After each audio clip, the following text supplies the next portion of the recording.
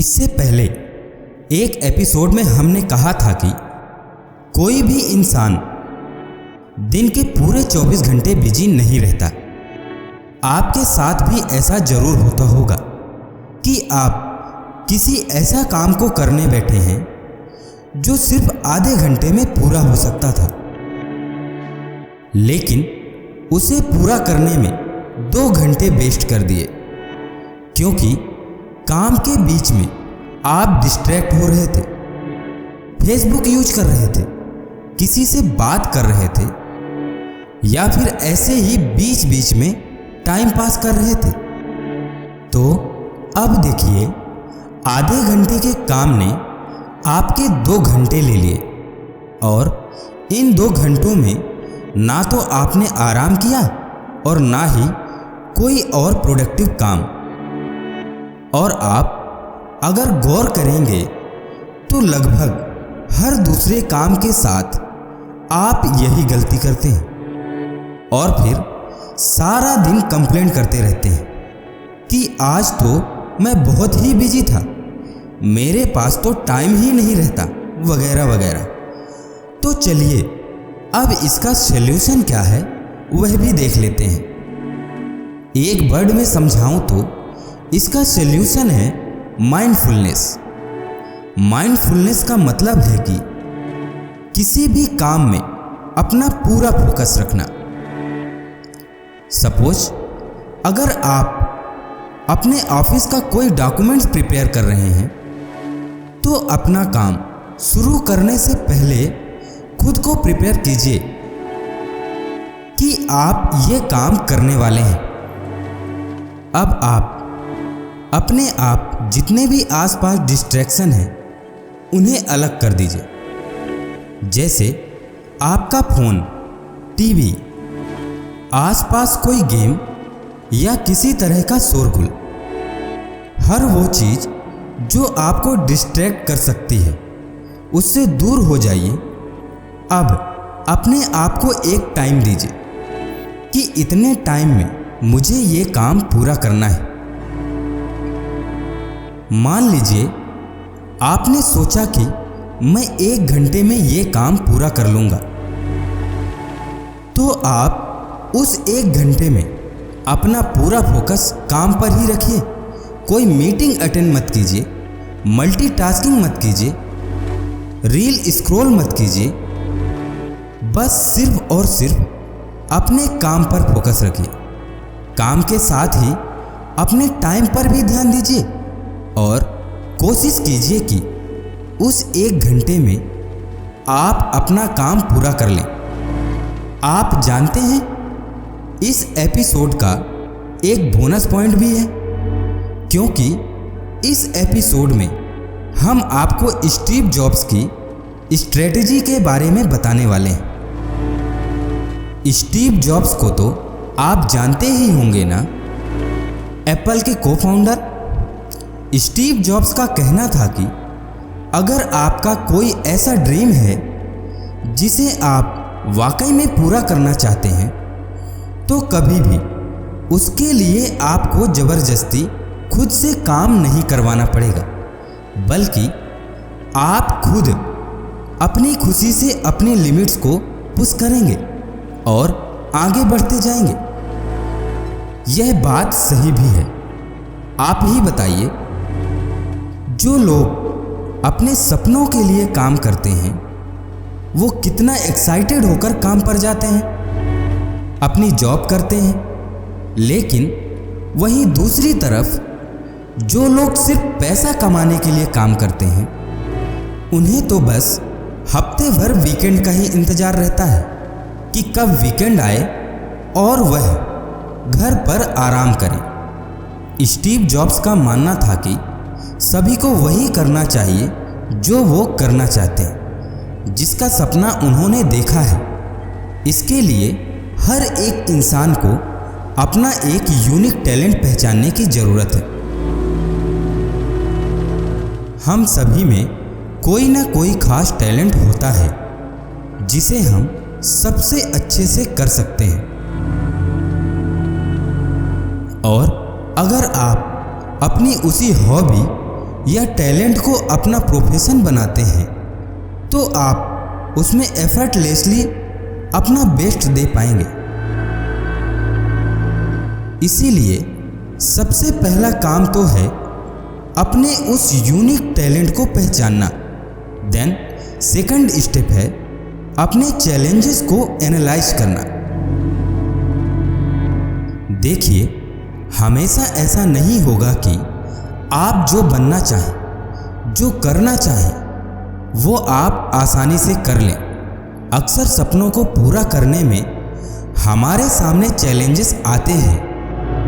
कभी पेरेंट्स नहीं मानते तो कभी हमें चांस ही नहीं मिलता।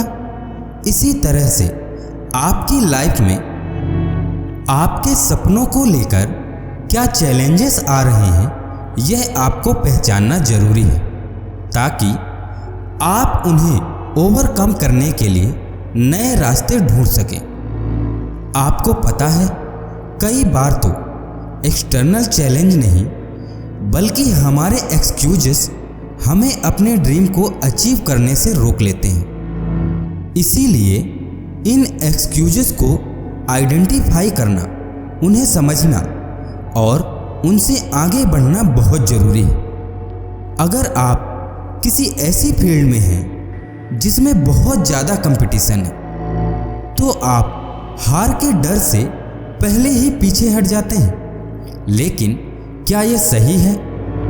कंपटीशन होना तो अच्छी बात है क्योंकि इससे आपको अपनी स्ट्रेंथ का पता चलता है।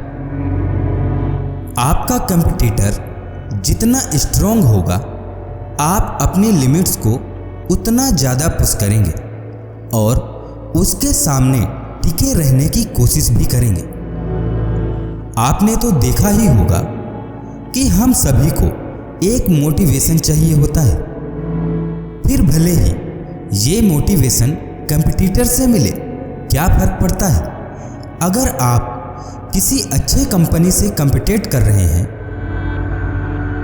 तो उस पर ध्यान देने की बजाय अपने कस्टमर्स और अपने लोगों के फीडबैक्स पर ध्यान दीजिए। ये कोशिश कीजिए कि आप अपने कस्टमर्स को वैल्यूएबल सर्विस दे पाएं, क्योंकि अगर आपके कस्टमर्स खुश रहेंगे तो आपका बिजनेस ऑटोमेटिकली ग्रोथ करेगा। कभी भी अपने अंदर अपने कंपटीटर के लिए जेलसी फैक्टर मत आने दीजिए। आप जो कर रहे हैं वो आपकी मेहनत है और उसने जो किया वो उसकी मेहनत है। अपने कंपटीटर की रिस्पेक्ट कीजिए और एक दूसरे से सीखिए कि ग्रो कैसे किया जाता है। सीखने के लिए आप एक रोल मॉडल भी चुन सकते हैं। कोई ऐसा इंसान जिसने अपनी लाइफ में वो अचीव किया हो जिसका सपना आप देखते हैं। आप उस रोल मॉडल की जर्नी फॉलो कीजिए। देखिए कि किस तरह से उसने अपने आप को चेंज किया, खुद को ग्रो किया, ताकि वो सक्सेसफुल बन सके। और आप भी अपने अंदर उन चेंजेस को लाने की कोशिश कीजिए। काम चाहे किसी भी तरह का हो, एक बात का हमेशा ख्याल रखिएगा कि हर काम को फोकस की ज़रूरत होती है। जब तक आप अपने काम को अपना पूरा अटेंशन नहीं देंगे तब तक उसमें गलतियां होने के हाई चांसेस रहेंगे। ये अक्सर उन लोगों के साथ होता है जो मल्टीटास्किंग करते हैं। इन लोगों का दिमाग एक साथ अलग अलग कामों में लगा होता है, जिसकी वजह से इनका अटेंशन डिवाइडेड रहता है और वो एक काम पर फोकस नहीं रख पाते। आपको पता है, ये चीज़ आपके माइंड को बहुत ही नेगेटिव इफेक्ट करती है। जब आप कोई काम कर रहे हैं लेकिन आपका ध्यान कहीं और है तो आपका माइंड धीरे धीरे फोकस करना भूलता जाता है और एक टाइम ऐसा आता है जब आप ऑलमोस्ट ऑटो पायलट मोड पर होते हैं। आपको खुद भी नहीं पता कि आपने अभी अभी क्या काम किया है। अगर आपके साथ भी ये होता है कि आप चीज़ें जल्दी भूल जाते हैं या आपको ये पता नहीं चलता कि आपने कोई काम कब पूरा किया है, तो इसका रूट काज है अनफोकस्ड होना। जब भी आप किसी चीज़ को बिना अपना प्रॉपर अटेंशन दिए करते हैं, तब आपका माइंड धीरे धीरे फोकस लूज करने लगता है। और वाकई ये एक चिंता की बात है। इसे सुधारने के लिए कुछ छोटे छोटे टिप्स हैं जो आप ट्राई कर सकते हैं। जब भी आप कोई काम करना शुरू करें तो अपने माइंड को क्लियरली बता दें कि आपको काम के बीच में किसी भी डिस्ट्रैक्शन में इन्वॉल्व नहीं होना है। काम के बीच में आपको भले ही कितनी थकान फील हो, कितनी ही बोरियत हो, आप उस काम पर टिके रहिए, क्योंकि ये टायर्डनेस और बोर्डम सिर्फ आपके दिमाग का एक्सक्यूज होता है अपना फोकस लूज करने का। अब तक आपने अपने दिमाग को इस तरह डिस्ट्रैक्ट होने की आदत डाल दी है कि वह एक जगह फोकस्ड रह ही नहीं पाती और इसीलिए एक्सक्यूजेस ढूंढता रहता है काम ना करने के।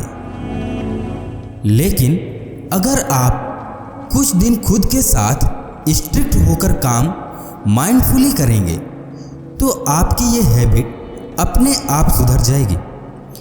आइए अब हम अपने अगले एपिसोड में आपको कुछ ऐसे टिप्स बताते हैं जो आपके माइंड को हेल्दी और पॉजिटिव रखने में मदद करेगी। तो दोस्तों, फिर मिलेंगे अगले एपिसोड में। तब तक के लिए आप अपना ख्याल रखिएगा और हमेशा मुस्कुराते रहिएगा। जय हिंद, जय भारत।